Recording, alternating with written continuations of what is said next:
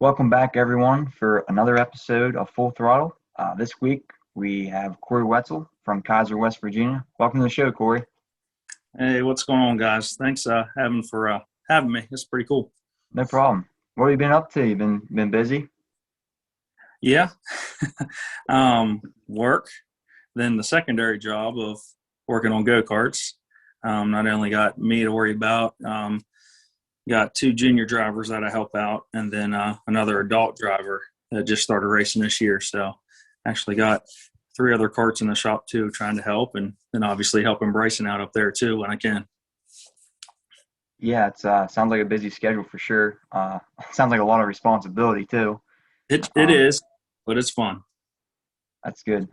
Just wanted to get your input on kart racing, how you got started. If you just want to tell our viewers how you got into the sport. Yeah. Yep. So I started back in 2001, over actually at the old Augusta Motor Speedway. A buddy of mine who I became friends with at school was racing go-karts. And he's like, hey, you want to come help me out and watch and this and that? And I was like, well, heck yeah. And then he was actually running at that time, it was called the PDKA series, the Pennsylvania. Okay. And I went and followed him and helped him out. And I hopped in his cart one time, and that's all she wrote. I know last week we spoke with Cooper Corley. He mentioned that he started out at Augusta. Yeah. How long is it closed now, or how long has Yeah. that place been around? Oh my goodness. Yeah, it is closed. I think they shut down. Shoot, I want to say maybe 2004. Could have been Okay. later than that. Now they did reconfigure the racetrack, and I had already moved on. I was running some other shows and stuff like that, but I was never on the new track. If anybody's familiar with Winchester Speedway, which is the stock car track, they try to clone it to that down in Okay. Virginia, and then they just shut down. I would say maybe 2010, if I were to So it was a guess. relatively large track to get your feet wet on then. Yeah, I mean, at first, the track that I cut my teeth on, it was a short track. It was close to like Noggle Speedway, in a Okay. sense, but it wasn't as banked or anything like that. Okay. Well, did your dad help out getting you into the sport? Who was your crew? Yeah, so just like I said, I started out. Travis Deckley is the guy's name. He now races super late models, but shout out to him for getting me into it for one. And then obviously I brought my family involved that got involved with it. My mom, then my dad, my sister helps out a lot. And then obviously my wife, when she can, we own a family business as well. So that keeps her hopping generally on the weekends to where you can't make a lot of them. And then obviously we got a newborn. So yeah. And then I just got friends and family is basically who comes and helps out. And as I mentioned on the first episode, that's a common denominator across kart racing is there's so many people that are willing to help everyone. It's you compete against each other, but you're willing to help each other as well. Yep, absolutely. Which is fantastic. Yeah. Just the community part of it. Absolutely. But you said you started back in 2001, Yeah. 2004. How is kart racing, how has the technology changed from back then to what we see today? It's changed a lot. Tire wise, it changed a good bit. Back then, everybody pretty much ran burrs. I don't even know if there was anything else out there at the time. You didn't really have preps. I mean, heck, all we had was WD-40 and creosote. That was pretty much about it. If you wanted to get some grip, it seemed like you just made a lot of air adjustments.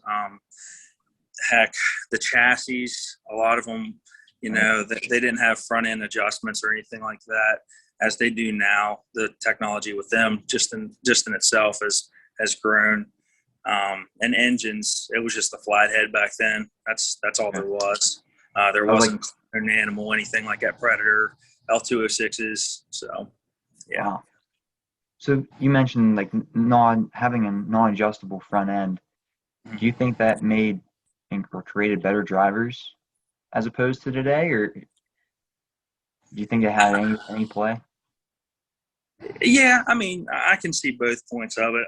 I don't know. I'm not saying The it's easier today, but right, yeah, right. Yeah, I understand what you're trying to say. Uh, yeah, I mean, back then it seemed like you had to move around more. I've noticed, okay, just because you didn't have that technology. Um, as you know, you got some stuff that's more forgiving, and you got tire prep that's more forgiving. right, So, um, yeah, I guess that, and shorten the question down. Yes. okay.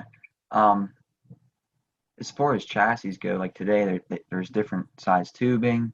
Hmm. If you just want to kind of point and give more information about like if you're going to get into the sport, what different tubing size means Yeah. as far as handling goes, based on the track personality, because we know every track's different. Doesn't matter what it is. Absolutely. Um, Yep.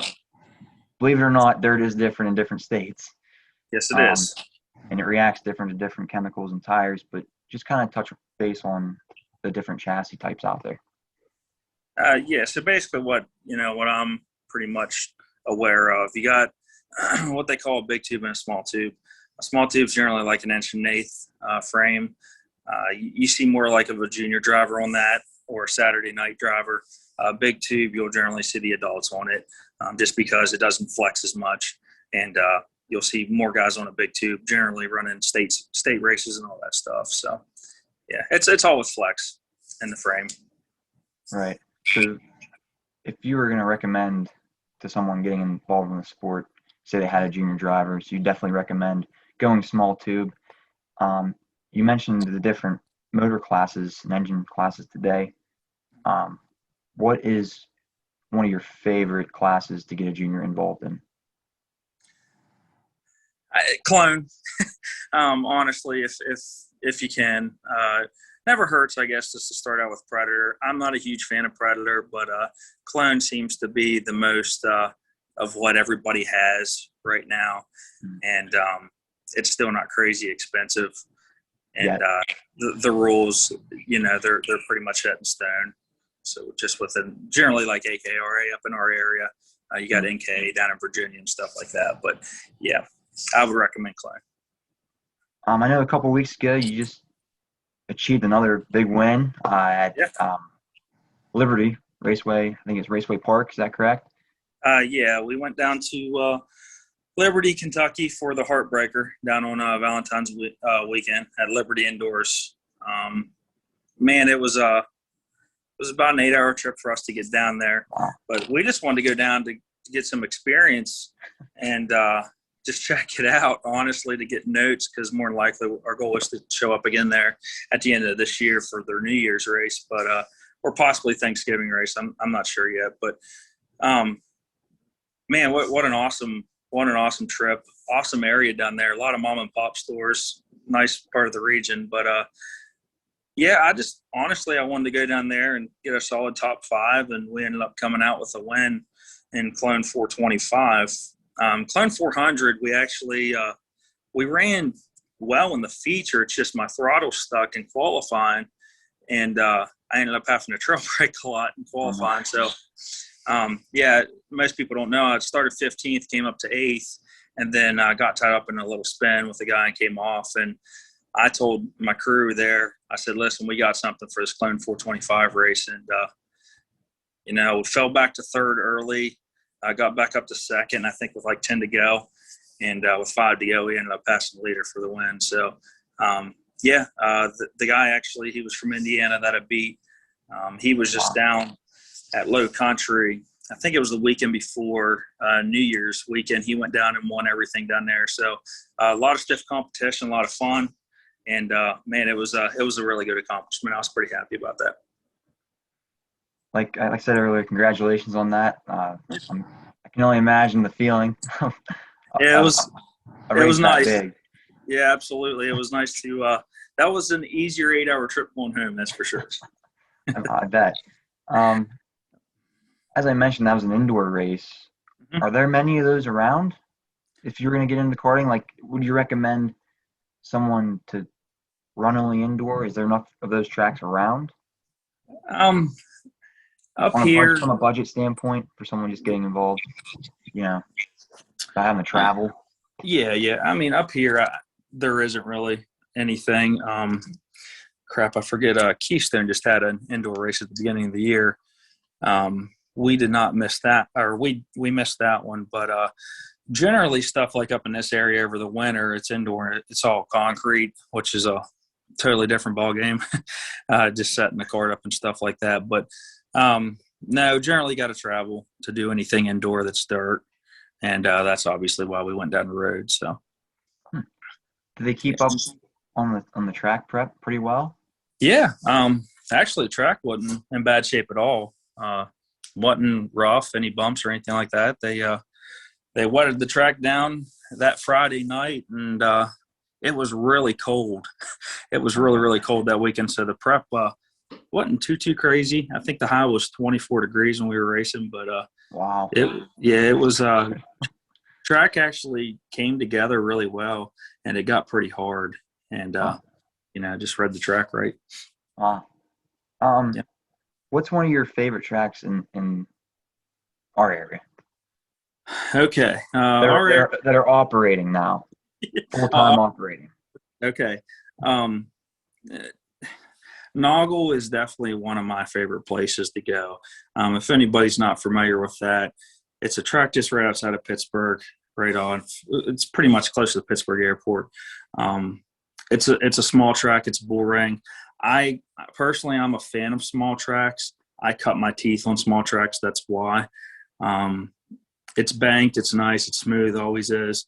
That's probably my favorite track in the area. I enjoy Flat Run. I'm trying to think of some others. I really enjoy Salon's Grove. If anybody's been up in that area, I do like that place a lot. I've never been there. We're gonna make our first trip there this year with the Keystone State Series. Okay. Yeah. I'm newer to the big tracks, so it'll be interesting. Yeah, I do like that, and I really do like Hunterstown as well. Hunterstown's always smooth, and man, is that place fast. Yeah, I know. Last year in the Keystone State Series, that was my first time competing in a large event like that, and the qualifying times and the speed was just phenomenal. Like, it's crazy. It's a feeling that you don't get that on a Saturday night. Yep, you're exactly right. So I don't know, that place has always been quick. It throws you up on the seat too. That's for sure. A lot of G's there. Oh yeah, you're always. I was sore the next day. Yep, isn't that the truth? But I know you mentioned Noggle Speedway in Pittsburgh. Mm-hmm. You guys host the Three Rivers Clone Clash out there. Yes, sir. That was you had your inaugurational event 2 years ago now. Yep. I made it out there for that. You guys did a great job. Unfortunately, it got rained out last year for the feature. Yes. But just kind of tell us more about that. Okay, so basically, long story short, my buddy and pretty much teammate of mine, Bryson Sanders, we were up at his garage one day and we were like, man, I wish tracks would do this, or wish tracks would do this. Let's make it kind of old school again, do just your typical heat racing and the features. And we got the bright idea of, hey, you want to try to put a show together? And obviously we came to the conclusion of Noggle Speedway to bring up the Three Rivers Clan Clash. As you know, and I don't know if any of the listeners will know, but anyhow, it's all about the racer. We don't make a dime, nobody there. It's all voluntary work. We put up a big clone race. It's a money show, a no entry fee race. Generally, in the past we've paid down the whole show. The winners getting paid $500, second $400, third $300, fourth $200, and fifth $100. We're hoping that purse is going to go up, and we're literally just handing out the money to the drivers, and it's all about you guys. I personally think that Racing's getting very expensive. Not only just the money that we're putting into tires and equipment and all that stuff, but the entry fees, pit passes. Now, I mean, heck, we're having to pay to park. It's just getting outrageous. And that's what brought us to this conclusion of, hey, if we can do it, if we can get the sponsorships to help us out, we're going to continue to do it. And we just love it. We love racing. We just like to give back to the guys. You know what I mean? And I mentioned track personality. Naugle has a personality of its own. Yeah, it does. I know from the start, when the sun's up to when it gets dark, the groove will change 2 or 3 different lanes. And that's what's nice about it, because you can search. Yep. And it fits, in my opinion, I think it fits almost everybody's driving style. Yeah. Like, you can find where you fit and what works for you, and you make it work. Yes. Whereas some tracks, it's kind of like follow the leader. It's pretty cut and dry. Yeah. You know, it doesn't take much driver. Yep. And I totally agree with you. You know, most tracks, big races, state series, stuff like that, it's all calciumed up. And it's basically you hammer down and see what you got, as opposed to, you know, we just got regular track prep. There's no calcium used on the racetrack. It's a Saturday night event. So, yes, things are going to change. And the cool thing is you got to drive it. I think that going up there, it puts the driver doing some work as well, not only just the prep work. You mentioned Keystone State Series. There's also the Burris Money Series that is ran in Pennsylvania. Yep. I believe it's just Pennsylvania. Correct me if I'm wrong. Yeah, it should be. Yep. Those are the top 2 series in my area.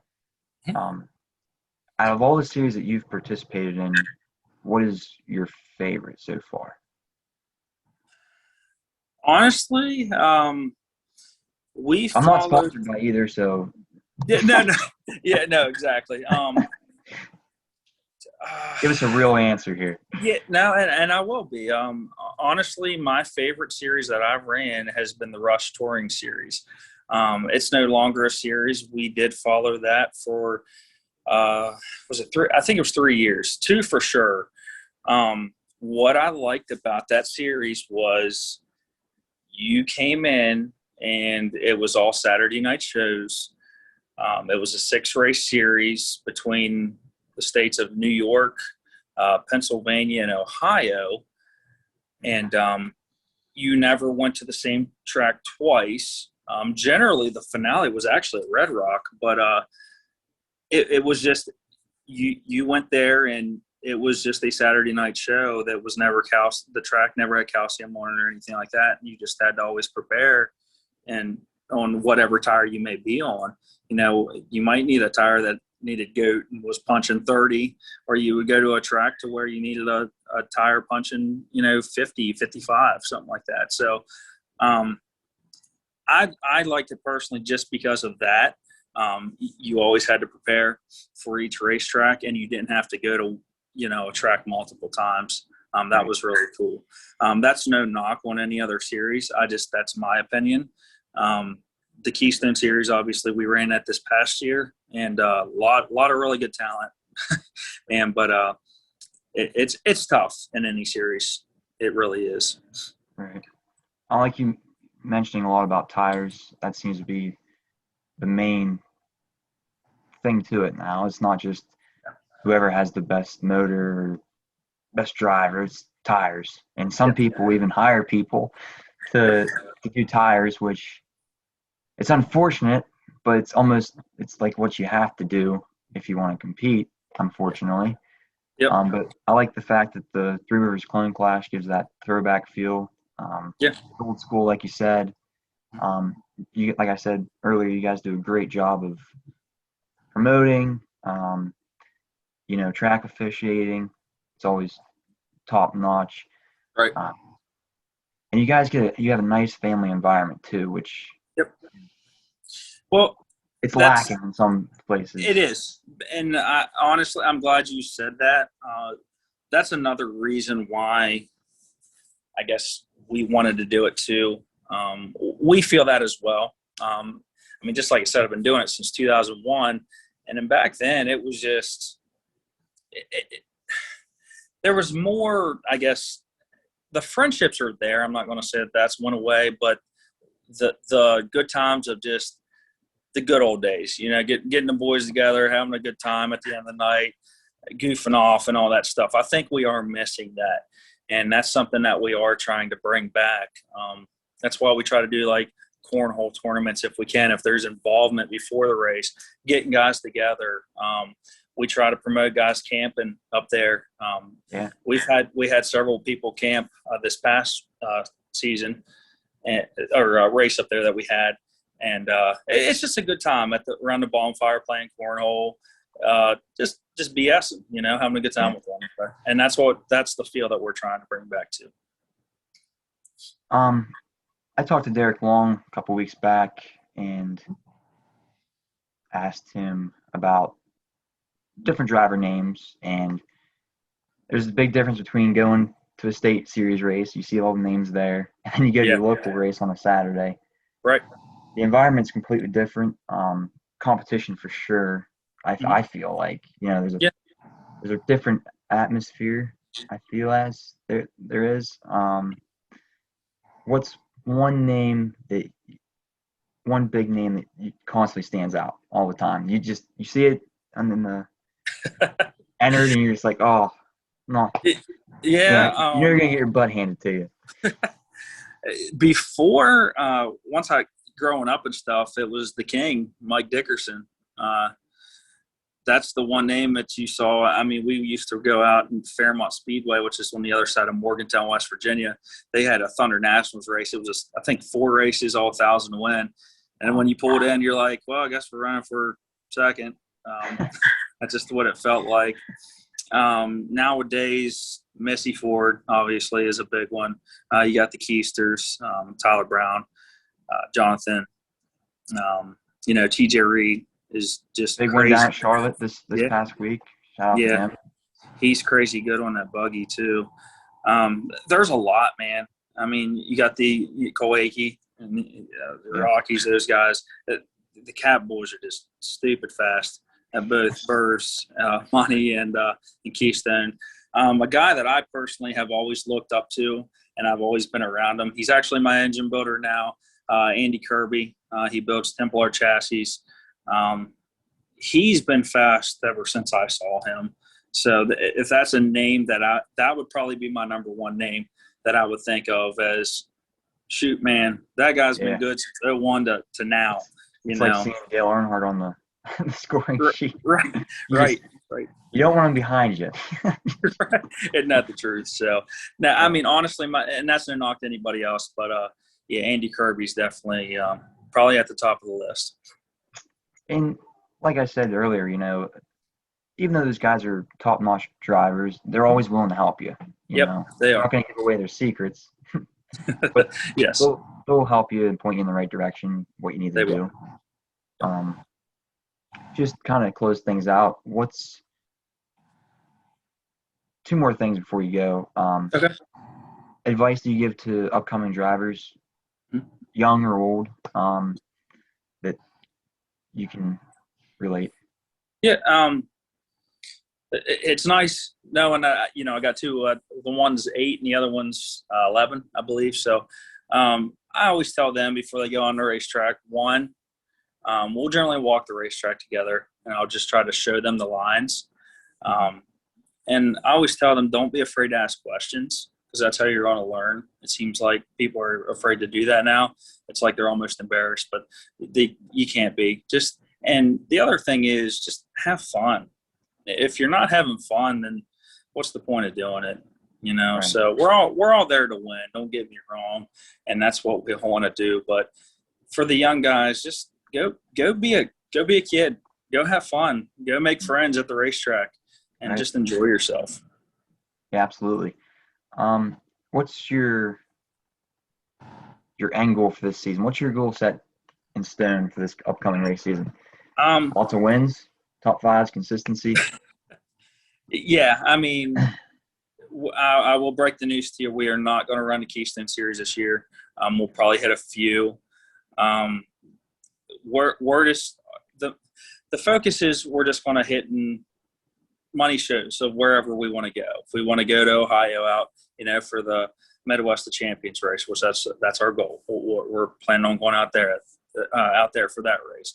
The Noshik race. There's a big race out in Wheelersburg, Ohio. We're going to go try to hit that. So it's just hit and miss where we kind of want to go. I enjoy that more. It seems like it's less stress on you because you're not points racing. Right. But I guess my ultimate goal is, be consistent. Top fives is, personally, in my opinion, is a good realistic stat for me. We did have a good year this past year. I'm not gonna lie, so hopefully we can just keep it up. All right, man. Any sponsorships, shout outs you'd like to give? Yeah, absolutely. Well, first and foremost, I got to thank God. If it wasn't for him, we wouldn't be here today. Absolutely. Being able would love to do. Second thing is my family. Hi, Mom and Dad. If you want to get on me there, I forgot to thank them in Victory Lane down in Kentucky. I felt like a fool when I was walking back to the pits. But no, Mom and Dad for just always supporting me and being there for me. My sister for always being there and being great support. My awesome wife, Brianna. Love my little man, Owen. Sponsorship-wise, we're looking for you if anybody wants to come out there and join us. But right now, we got Rock and J Construction. They're new. Couldn't thank them for helping us out this year. Wayne's Country Fresh Meats is on board with us. Sponsorships go a long way, for traveling and purposes like that. Bryson and Senko Motorsports, we put our heads together to help each other out. Andy Kirby for the awesome power with my animal and my clone. If it wasn't for you, I don't know if I'd be where I am today too. You have been a mentor to me, and I know that he probably doesn't know that, but that's pretty much everybody I can think of. Okay, man. Well, it's great talking to you. Good luck this season, and have a good week. Thank you, Evan. Hey guys, just wanted to take this time to thank all the sponsors of Potter Racing and Full Throttle. Everyone that supports the channel, supports the racing team, couldn't do it without you. Just like to first thank Tame, Maine Styling Salon, located in East Freedom, Pennsylvania. Look them up on the internet at tamermaine.sexy to get your appointment scheduled. I got my hair cut there on Friday, and they did an amazing job. Julie is a great person to work with. She tries to schedule you in as soon as she can. Also on board with us this season is Dustin's Construction, located in Altoona, Pennsylvania.